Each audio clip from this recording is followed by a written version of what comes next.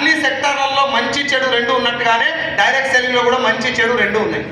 ప్రపంచంలో అన్ని వ్యవస్థలలో మీరు రియల్ ఎస్టేట్ తీసుకోండి, సినిమా ఇండస్ట్రీ తీసుకోండి, వైద్య వ్యవస్థ తీసుకోండి, పోలీస్ వ్యవస్థ తీసుకోండి, ఫార్మా ఇండస్ట్రీ తీసుకోండి, ఏ ఇండస్ట్రీలో అయినా మంచి ఉంటుంది, చెడు ఉంటుంది. మనం అన్నింటిలో మంచిని తీసుకున్న మనము డైరెక్ట్ సెల్లింగ్ వచ్చేసరికి చెడు మాత్రమే బాగా ప్రొపగండా అయిపోయి చెడు విషయంలో వెళ్ళిపోయి ఇవన్నీ ఫేక్ అని చెప్పి ఒక రాంగ్ అసంప్షన్ తోటి ఉన్నారు జనాలు.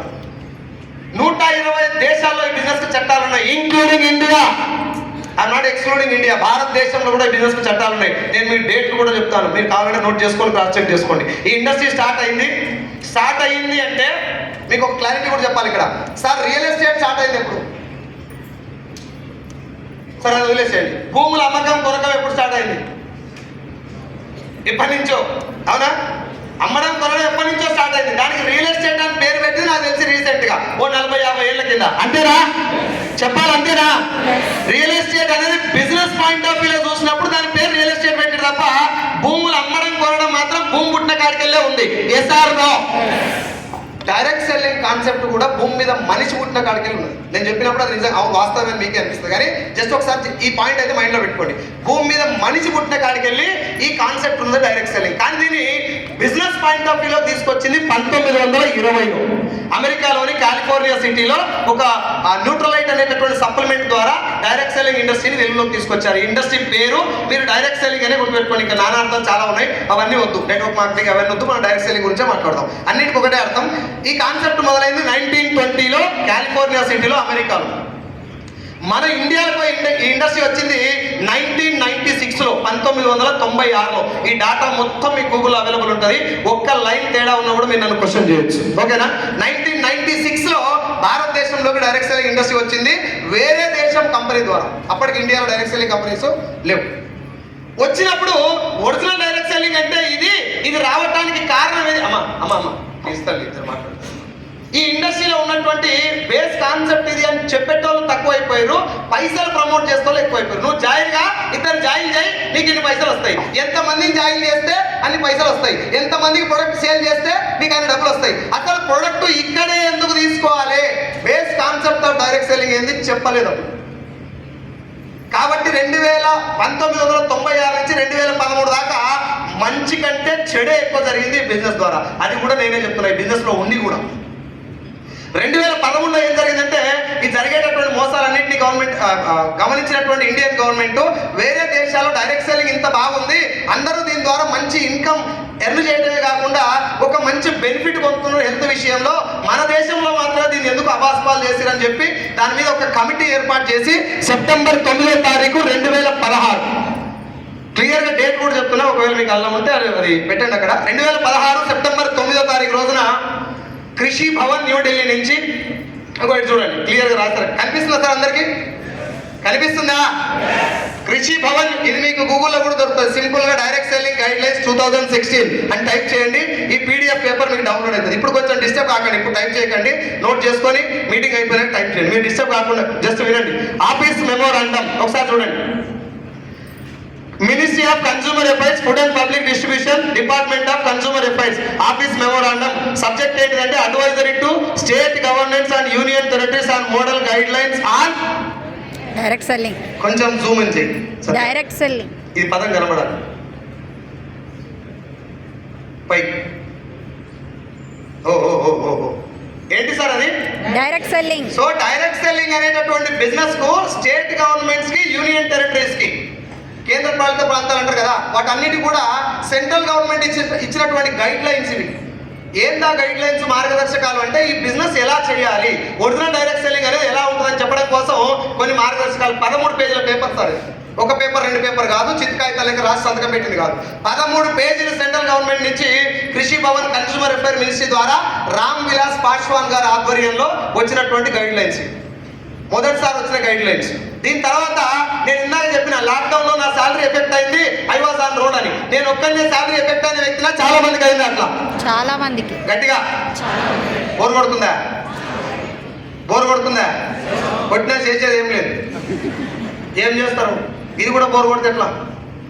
ఊకే జోకులు వేయాలంటే కుదరదు కదా. ఇది మీరు ఇంటికి పోయినాక మీకే డౌట్లు వస్తాయి. దీనికి గవర్నమెంట్ పర్మిషన్ ఉందా, సర్టిఫికేట్ స్పెల్లింగ్ రాను కూడా మీ కంపెనీకి సర్టిఫికేట్ ఉందా అని. అట్లాంటి వాళ్ళ కోసం నేను చెప్తున్నాను, అందరికి అవసరం లేదు. కానీ మీరు బయట ఎక్కువ డౌట్ పడకుండా. It is given by the government of India. Lockdown వచ్చినప్పుడు నా ఒక్కని జీతం ఎఫెక్ట్ అయిందా, చాలా మంది ఎఫెక్ట్ అయిందా? అందరూ చెప్పాలి. ఆ ఎఫెక్ట్ అయిన వాళ్ళందరికల్లో ఎక్కువ మంది ఇటువైపు రావటం మొదలు పెట్టారు, డైరెక్ట్ సెల్లింగ్ వైపు. నా లక్కనే ఎక్కువ మంది వస్తారు కాబట్టి లాక్డౌన్ లో ఈ ఇండస్ట్రీకి గిరాకీ పెరిగింది. తెలంగాణ భాషలో చెప్పుకోవాలంటే ఎక్కువ మంది ఇటువైపు వస్తున్నప్పుడు మోసాలు పెరుగుతాయా తగ్గుతాయా? పెరుగుతాయి. కాబట్టి ఇంకా కొంచెం స్ట్రిక్ట్ గా మానిటర్ చేయాలనే ఉద్దేశంతో ఒక గెజెట్ రిలీజ్ చేశారు. ఇందాక పెట్టింది, మళ్ళీ పెట్టండి. 2021 డిసెంబర్ 28 రోజున లాక్డౌన్ ఎత్తేసిన ఇమ్మీడియట్ గా భారత్ కా రాజపత్ర ద గెజెట్ ఆఫ్ ఇండియా పైకొని, మనకి హిందీ బాగా వస్తుంది కాబట్టి హిందీ చేసే బాబు పైకి ఇంకా 14 పేజీలు ఉంటుంది సార్ టోటల్ గా. హిందీలో ఉంటుంది, ఇంగ్లీష్ లో ఉంటుంది. మనకు కొంచెం హిందీలో వీక్ కాబట్టి మీకు ఇంగ్లీష్ చదివి చూపిస్తున్నా. Ministry of consumer affairs, food and public distribution, department of consumer affairs, notification, new Delhi, 28 December 2021.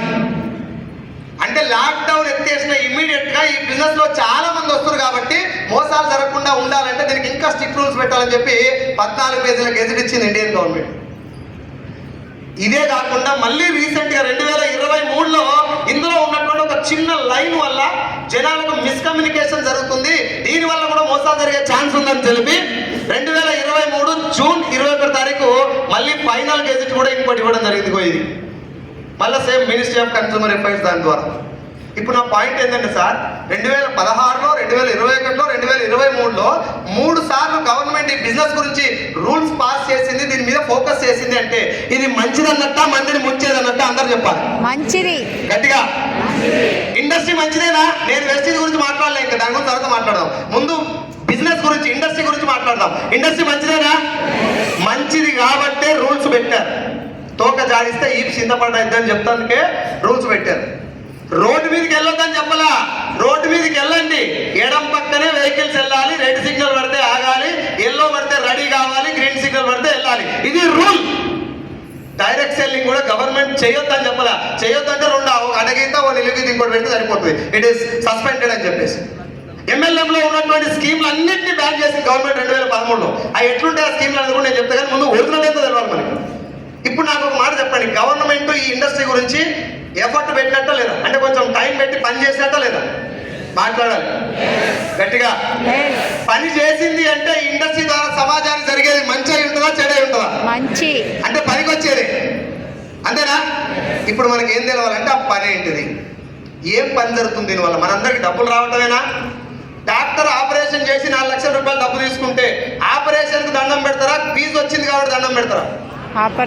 Doctor ఎంత గ్రేట్ రా, 2 గంటల 4 లక్షలు సంపాదించిన అంటాడు ఎవడన్నా?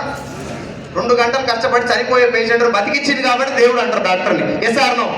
పోలీసు వాళ్ళు కానీ, టీచర్ కానీ, లాయర్ కానీ, ఏ ప్రొఫెషన్లో ఉన్న వ్యక్తికైనా దండం పెట్టేది వాళ్ళు సంపాదించే సంపాదన కాదు, వాళ్ళు చేసిన సేవకి. Yes or no? ఇక్కడ కూడా సేమ్. డైరెక్ట్ సెల్లింగ్ ఇండస్ట్రీకి గవర్నమెంట్ గైడ్ లైన్స్ ఇవ్వడానికి మెయిన్ కారణం మనీ ఒకటే కాదు, దానికంటే ముందు ఈ బిజినెస్ ద్వారా సమాజానికి మీన్స్ జనాలకు జరిగేటటువంటి ఒక మంచి ఉపకారం ఉంది. ఆ ఉపకారం ఎంత గట్టిగా చేస్తే అంత డబ్బు సంపాదించుకోవచ్చు. సో డబ్బు సంపాదించడం అనేది చేసిన పనికి ప్రతిఫలం కోసం గైడ్ లైన్స్ ఇవ్వలే. ఆ మాట నేను మీకు క్లియర్గా చెప్తున్నా, అర్థం చేసుకోవాలి, రిక్వెస్ట్ చేస్తున్నా. మనందరికీ డబ్బులు వస్తాయి కాబట్టి మాత్రమే దీన్ని చట్టం చేయలేదు, మీన్స్ ఆ గైడ్ లైన్స్ ఇవ్వలేదు. ఆ పని మనం చేసేటువంటి వర్క్ ఏదైతే ఉందో దానివల్ల సమాజానికి ఒక గొప్ప ఉపకారం జరుగుతుంది కాబట్టి దానికోసం గైడ్ లైన్స్ ఇచ్చారు. ఇప్పుడు మనం మాట్లాడుకోవాల్సింది ఆ పని ఏంటిది. రెడీయా? మళ్ళొకసారి 1 2